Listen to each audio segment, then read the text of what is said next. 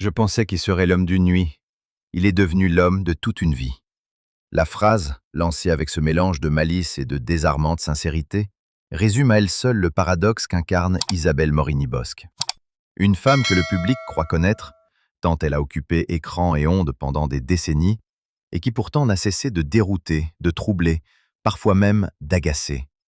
Dans les studios de télévision, on la voit rire, fermer les yeux, lâcher une remarque trop franche. Sur les plateaux, certains la jugent imprévisible, d'autres profondément humaine. Est-elle cette chroniqueuse légère que l'on taquine, ou une femme qui a traversé des tempêtes silencieuses? Derrière les éclats et les polémiques, une trajectoire se dessine. Mais elle ne se livre jamais d'un seul bloc, car il y a dans le parcours d'Isabelle Morini-Bosc des zones d'ombre que ni les caméras ni les critiques n'ont vraiment éclairées. Et peut-être faut-il remonter bien avant les plateaux télé, bien avant les scandales et les confidences inattendues, pour comprendre ce qui, chez elle, échappe encore au regard public. Avant les projecteurs, avant les plateaux où chaque mot peut devenir un verdict, il y a une jeune femme née dans le tumulte discret du 4e arrondissement de Paris, un 1er octobre 1956. Isabelle Morini-Bosc ne ressemble alors en rien à la silhouette familière des téléspectateurs. Elle avance à contretemps déjà. 3 ans de retard pour décrocher un baccalauréat, mais avec les plus hautes distinctions. Une contradiction fondatrice, lente en apparence, fulgurante en profondeur. Les langues s'accumulent dans son parcours, anglais, espagnol, allemand, latin, comme autant de clés pour décrypter le monde. Mais ce n'est pas encore le journalisme qui l'appelle. Elle s'égare, ou plutôt, elle explore, du côté de Grenoble, dans une école des beaux-arts industriels. Là encore, une bifurcation inattendue. Pourquoi cette direction? Était-ce une fuite? Un détour? Ou déjà une manière d'observer autrement? Puis Lyon, 3 années supplémentaires. 3 années de construction invisible, loin des récits officiels. Rien ne semble tracé, rien ne semble évident. Et pourtant, dans cette errance apparente, quelque chose se forme.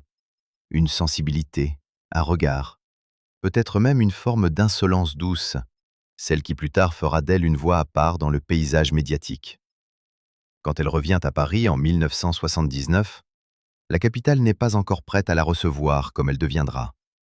Elle, en revanche, semble déjà prête à s'y imposer, sans bruit, sans fracas. Elle commence dans la presse écrite, notamment chez Géo, avant de glisser progressivement vers un terrain qui deviendra sa signature, les médias eux-mêmes. Observer ceux qui observent, décrypter ceux qui racontent. Dans les colonnes de VSD, puis de TV Magazine, elle affine ce ton si particulier, ni tout à fait critique, ni tout à fait complaisant. Une ligne de crête. Déjà, certains y voient une audace, d'autres, une ambiguïté. Est-elle trop libre? Pas assez engagée? La question reviendra encore et encore au fil de sa carrière. Mais à ce moment précis de son histoire, une autre rencontre va tout redessiner. Une rencontre presque anodine, presque légère, du moins en apparence. Car parfois, les décisions les plus déterminantes commencent par un malentendu, ou pire, par une absence totale d'intention. Il y a des rencontres qui s'annoncent comme des évidences. Et puis, il y a celles qui commencent presque comme une erreur de jugement. Lorsqu'Isabelle Morini-Bosc croise la route de Ala Morini en 1978, rien ne laisse présager la trajectoire qu'ils vont dessiner ensemble. Elle a 22 ans, une énergie vive, une ironie déjà affûtée. Lui est ingénieur chimiste, discret, loin des projecteurs. Deux mondes qui ne cherchent pas forcément à se rejoindre.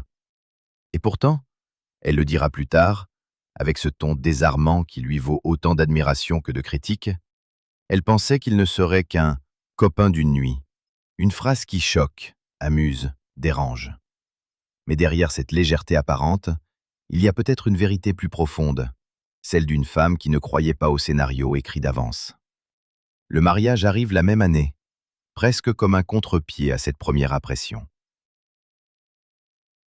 Le 23e anniversaire d'Isabelle approche, et déjà, elle s'engage dans une histoire que rien ne semblait annoncer. Était-ce un pari? Une intuition? Ou simplement le hasard qui, cette fois, ne s'est pas trompé? Leur vie commune s'installe loin du tumulte médiatique qui viendra plus tard, Pendant qu'elle construit peu à peu sa place dans le journalisme, lui reste dans l'ombre, solide, constant. Une présence que l'on ne remarque pas, mais sans laquelle tout vacillerait. Dans un univers où l'image domine, où chaque mot peut être disséqué, cette stabilité devient presque un luxe. Ils auront un fils, Guillaume, né en 1990. Une autre étape, une autre transformation. Isabelle n'est plus seulement une observatrice du monde médiatique, elle devient aussi une mère, avec tout ce que cela implique de renoncement, d'équilibre fragile, de silence nécessaire. Comment concilier cette double vie sans se perdre? Comment rester fidèle à soi-même quand tout vous pousse à jouer un rôle? Pendant des années, leur couple traverse le temps sans éclat public. Pas de scandale, pas de mise en scène. Juste une continuité, presque rare dans un milieu où tout peut basculer en un instant. Et pourtant, derrière cette apparente tranquillité, Isabelle ne cessera jamais de surprendre. Car même dans l'intimité, elle refuse les récits trop lisses. Elle ira jusqu'à avouer, des années plus tard, un épisode inattendu survenu juste avant ce mariage. Une confidence qui fera vaciller l'image d'un amour linéaire et qui posera une question dérangeante. Peut-on vraiment raconter une vie sans en révéler les failles? Il y a, chez Isabelle Morini-Bosc, une manière presque déroutante de dire les choses. Comme si la vérité, au lieu d'être protégée, devait être exposée, quitte à bousculer les récits confortables. Lorsqu'elle avoue à la télévision avoir trompé une seule fois, juste avant son mariage, l'effet est immédiat. Le public hésite entre le rire et le malaise. Pourquoi dire cela?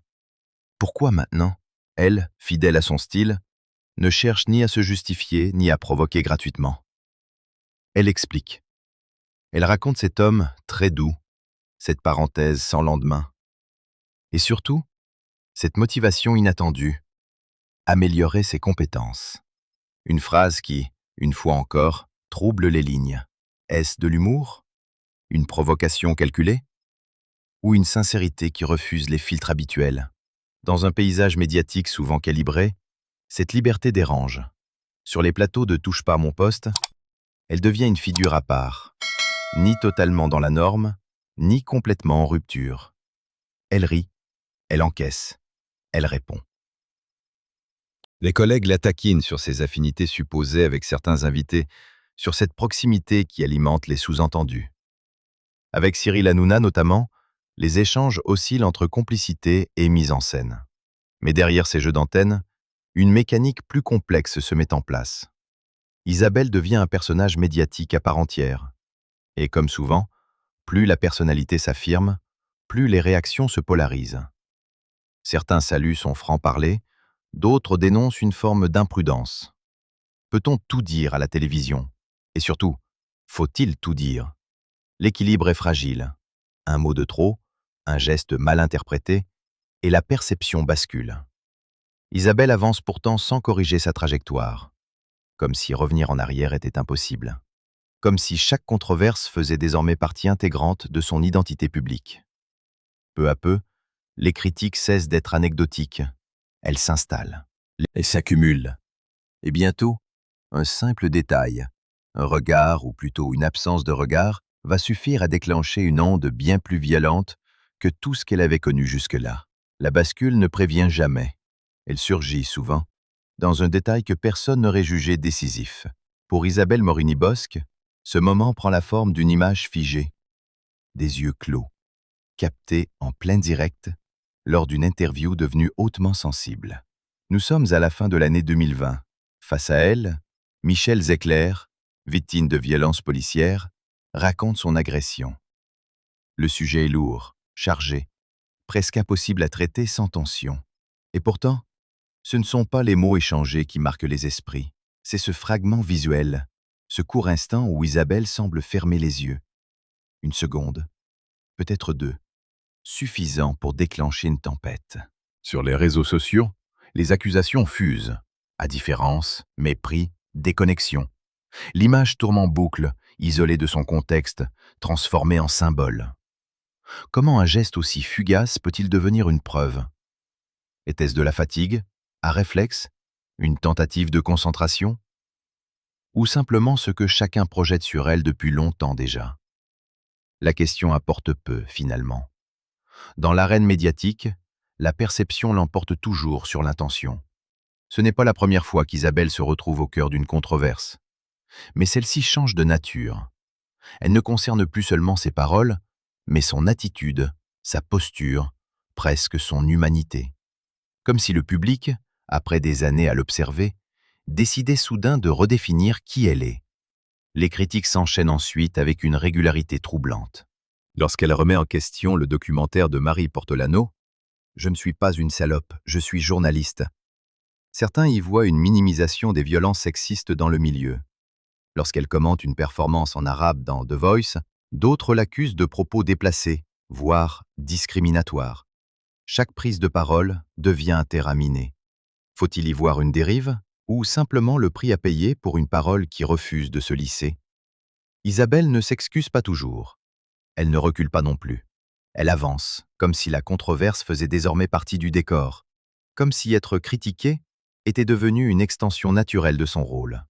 Mais à force d'être scrutée, jugée, parfois caricaturée, une autre question commence à émerger, plus intime, presque invisible. Que reste-t-il de la femme derrière le personnage? Et surtout, que se passe-t-il lorsque, loin des plateaux, la vie impose une épreuve que ni les critiques ni les caméras ne peuvent anticiper? Il existe des drames qui ne font pas de bruit au début. Ils s'installent lentement, presque à l'abri des regards, comme si la vie elle-même hésitait à en révéler la gravité. Pour Isabelle Morini-Bosc, cette épreuve porte un nom, la maladie de Alain Morini, une leucémie, un mot clinique, froid, qui tranche avec la durée de leur histoire. Pendant que les polémiques continuent de rythmer ses apparitions publiques, une autre réalité s'impose en coulisses. Isabelle ralentit, elle réduit ses engagements, moins de plateaux, moins de présence, moins de légèreté aussi. Non pas par stratégie, mais par nécessité. Car il y a des priorités que ni la notoriété, ni l'habitude ne peuvent contourner. Elle qui, à l'écran, semble insaisissable, devient dans l'intimité une épouse attentive, presque silencieuse. Le contraste est frappant. Là où certains voyaient une femme détachée, parfois brusque, se révèle une fidélité sans éclat, mais sans faille. Les jours s'organisent autour des soins, des rendez-vous, des attentes. Le temps change de rythme. Il se contracte, puis s'étire. Comment continuer à exister publiquement quand la vie privée se fragilise à ce point? Comment sourire face aux caméras quand, en arrière-plan, l'incertitude s'installe? Isabelle ne théorise pas. Elle ne dramatise pas non plus. Elle fait ce qu'elle a toujours fait, avancer sans trop expliquer. Puis vient le 7 mars 2025, une date nette, irréversible. Alain disparaît. Et avec lui, près d'un demi-siècle de vie commune. Une histoire commencée presque par hasard, devenue colonne vertébrale. À partir de là, tout change. Même si, en apparence, rien ne doit vraiment se voir. Le deuil ne se met pas en scène. Il ne se raconte pas immédiatement. Il s'infiltre. Il transforme les silences, les gestes, les regards. Chez Isabelle, il prend une forme particulière. Une absence qui ne se comble pas, mais avec laquelle elle apprend à coexister. Dans les mois qui suivent, certains observateurs croient déceler un retour progressif à la normale. Elle est là, toujours présente, toujours capable de répondre, de réagir. Mais est-ce vraiment un retour? Ou simplement une manière de ne pas s'effondrer en public? Et déjà, une autre rumeur commence à circuler, plus légère en apparence, presque déplacée au regard de ce qu'elle traverse. Celle d'un possible nouvel amour, une hypothèse que beaucoup projettent, mais que peu prennent le temps de questionner vraiment. Les rumeurs ont cette étrange capacité à surgir là où le silence devrait être respecté. À peine plus d'1 an après la disparition de Alain Morini, certains commencent déjà à imaginer une suite, une reconstruction sentimentale pour Isabelle Morini-Bosc, comme si toute histoire devait forcément en appeler une autre, comme si le vide devait être comblé rapidement, presque mécaniquement. Sur les plateaux, dans les interviews, la question revient, insistante, parfois maladroite. Y a-t-il quelqu'un? Un regard, un signe, une présence nouvelle? Le public, habitué à projeter des récits, cherche une continuité. Mais Isabelle, cette fois, ne joue pas avec l'ambiguïté. En octobre 2025, elle tranche, net, sans détour. Pas de deuxième amour, pas de quête, pas même idée. Ce refus intrigue autant qu'il désarme. Est-ce une posture? Une fidélité idéalisée? Ou simplement une vérité intime que rien ne peut déblacer? Elle parle d'une grande chance d'avoir connu un amour unique. Une formule qui pourrait sembler convenue si elle n'était pas portée par presque 50 années de vie commune. Peut-on vraiment passer à autre chose après une telle durée? Et surtout, le faut-il? Le temps chez elle ne semble plus répondre aux attentes extérieures. Il devient intérieur, presque suspendu. Elle évoque cette sensation de manque massive, persistante. Une absence qui ne diminue pas avec les mois, mais qui se transforme. Alors elle invente une autre manière d'aimer. Aimer et rire pour deux, dit-elle. Une phrase simple, mais lourde de ce qu'elle ne dit pas. Son fils, sa famille, deviennent les points d'ancrage. Non pas pour remplacer, mais pour continuer. Car il ne s'agit pas d'effacer ni de reconstruire à l'identique. Il s'agit de tenir, de rester debout. Dans cette dynamique, chaque geste du quotidien prend une autre densité. Chaque souvenir devient à la fois refuge et épreuve. Et pendant que cette vie intérieure se redessine, une autre secousse survient, plus institutionnelle, mais tout aussi brutale. À 69 ans, Isabelle doit quitter RTL après 30 années de présence. Une règle, une limite d'âge imposée par le groupe M6, une décision administrative, froide, presque impersonnelle. Elle parle d'injustice. Le mot est fort, mais il ne sonne pas excessif, car au-delà de la carrière, c'est une part de son identité qui lui est retirée. Peut-on vraiment décréter la fin d'une voie? Peut-on réduire une trajectoire à une date limite? Là encore, elle ne se retire pas en silence. Elle exprime sa douleur, sans détour, comme elle l'a toujours fait. Ce départ forcé marque une rupture.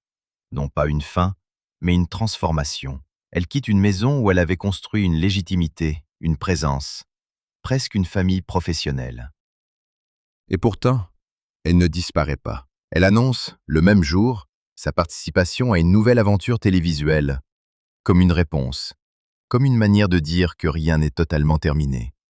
Entre le deuil, les rumeurs et cette mise à l'écart imposée, une image se fissure, celle d'une femme insaisissable, parfois légère. À sa place, apparaît une autre figure, plus vulnérable, mais aussi plus ancrée. Une femme qui ne cherche plus à convaincre, mais simplement à continuer. Et alors, une dernière question s'impose, presque en filigrane. Que reste-t-il d'une vie publique lorsque tout vacille dans le privé? Peut-être la réponse se trouve-t-elle précisément dans cette tension, dans cet équilibre fragile entre ce que l'on montre et ce que l'on choisit enfin de garder pour soi. Il reste, au terme de ce parcours, une impression difficile à saisir, comme un écho qui refuse de s'éteindre. Isabelle Morini-Bosc n'est ni tout à fait celle que l'on critique, ni tout à fait celle que l'on croit connaître. Elle est faite de contradictions assumées, de phrases qui dérangent, de silences qui en disent plus long que ses prises de parole. On l'a jugée pour un regard fermé, pour une remarque maladroite, pour une liberté de ton qui ne rentre pas dans les cases. On l'a observée rire, provoquer, parfois se tromper. Mais on a peut-être moins regardé ce qui ne se voit pas. Cette fidélité discrète, cette capacité à rester debout quand tout vacille, cette manière singulière de continuer sans jamais réécrire l'histoire. Elle n'a pas cherché à lisser son image. Elle n'a pas tenté de corriger ce qui dérange. Est-ce une force ou une forme d'indifférence au jugement? La réponse n'est jamais totalement claire. Et c'est peut-être là que réside son mystère. Aujourd'hui, entre absence et mémoire, entre départ imposé et nouveaux défis, Isabelle avance autrement. Moins dans la démonstration, plus dans la présence. Comme si, après avoir longtemps été regardée, elle choisissait enfin ce qu'elle veut montrer et ce qu'elle préfère taire. Alors, au fond, que retient-on vraiment d'elle? Une polémique? Une phrase choc? Ou cette trajectoire, imparfaite mais profondément humaine, qui échappe au récit trop simple? Peut-être qu'Isabelle Morini-Bosc n'a jamais été là pour être comprise entièrement. Peut-être seulement pour rappeler que certaines vies ne se racontent pas. Elles se traversent.